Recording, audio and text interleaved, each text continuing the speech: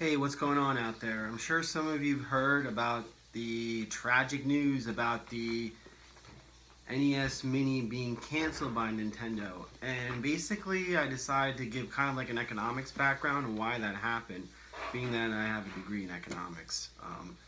So basically, you have your supply and demand, but I think also you have to mix in with marketing. Nintendo is getting their butts pretty much kicked by PlayStation and Xbox. So what better way to generate interest for a brand, especially with the upcoming launch for the Switch, by bringing about some sense of nostalgia and just to kind of reintroduce the name of the brand to the general public to see if that drives sales.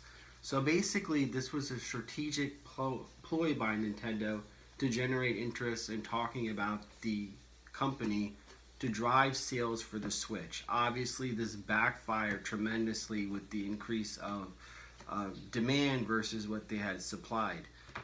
So, if you look at a curve, you could, basically, track that, boring stuff. But anyway, that's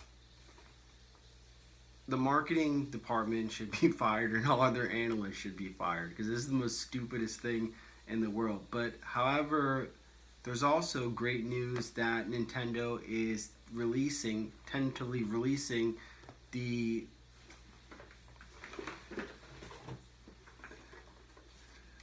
Super Nintendo Mini, and is expected to come out around Christmas time.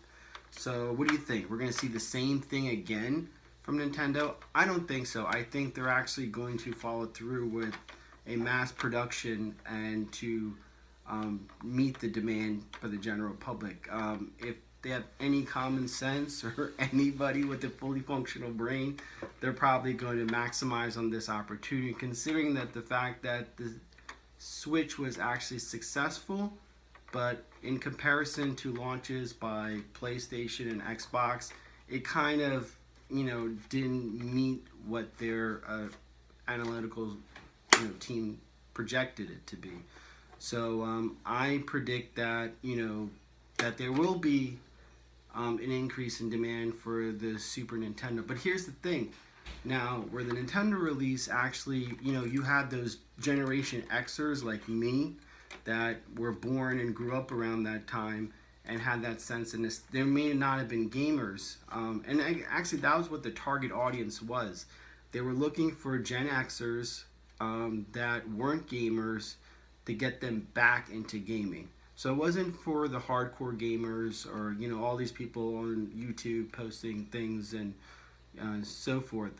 That wasn't the intended target audience, or the retro gamer, the hardcore gamer. It was basically your high school friend Jill who had an Xbox and played it. Went on to college, went on to have kids, and blah blah blah, and then that sense of nostalgia. That's what that system was targeted for. They didn't know that so many more people would be all interested in it.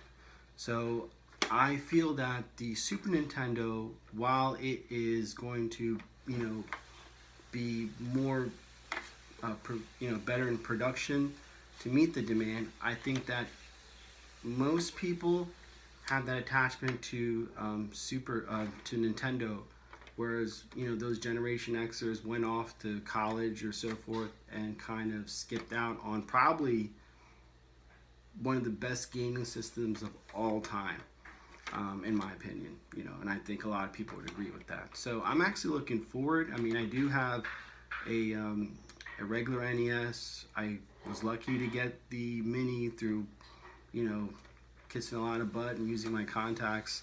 I do have a Super Nintendo. I actually have two, and N64, Genesis, and so on and so forth. So I'm looking forward to because I think my Super Nintendo collection is kind of like lacking. I don't have all the titles or so on and so forth. But it'll be nice to have, and I use my NES Mini as like a backup to my my regular collection. I love the fact that I have it and I could put more games on it. But still, I think it's a great backup, and having the HDMI capability is great. So anyway, that's the news. I think it just came out probably earlier today. That look for the Super Nintendo coming around Christmas time. So get ready and good luck to you. Bye.